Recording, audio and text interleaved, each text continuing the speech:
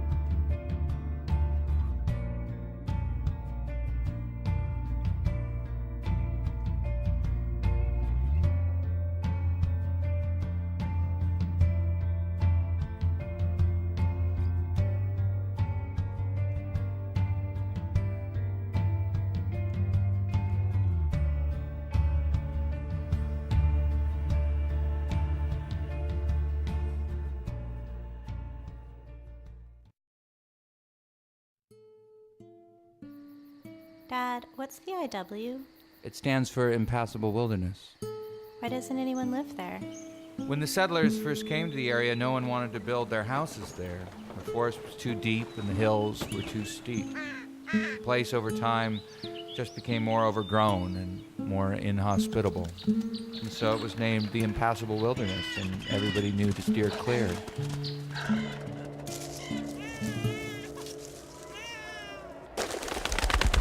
And I don't ever want you to go in there. You hear me, kid? Yeah, I hear you. I'm serious.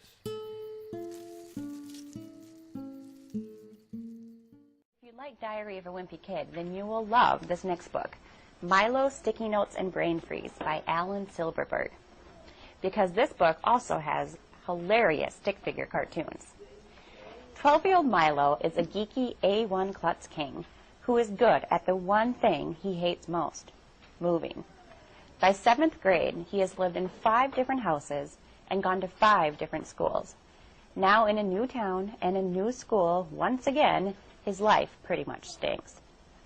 He has 2 friends, both by default, Marshall, the one-eyed Jack, only because they sit together on the bus, and Hillary, the girl who leaves him purple sticky notes on his locker, only because she lives next door. Otherwise, Milo is a pretty normal kid who has trouble with math, likes to wear hooded sweatshirts because he can feel invisible, and has a crush on Summer, the prettiest and most popular girl at school. Of course, Summer doesn't even know he exists, but that doesn't stop Milo from riding his bike up and down her front house or sending her valentines. But Milo also has his quirks, like eating Cheerios one at a time, a bad habit that sometimes makes him late for school. As the story unfolds, Milo's life will change as his new friends help him live with the sadness in his life. You will love Milo, and you will love this book. I promise you that you will definitely laugh, and you might even cry. But at the end of the book, you will let out a nice, happy sigh.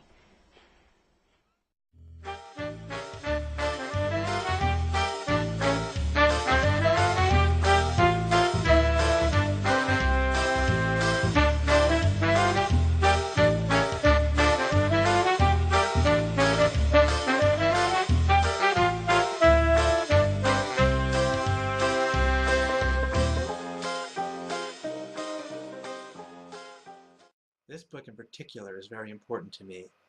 Whenever I do school visits, I talk to kids and they always ask, what's your favorite book? And that's sort of a dangerous and personal question, sort of like asking a parent about a favorite child.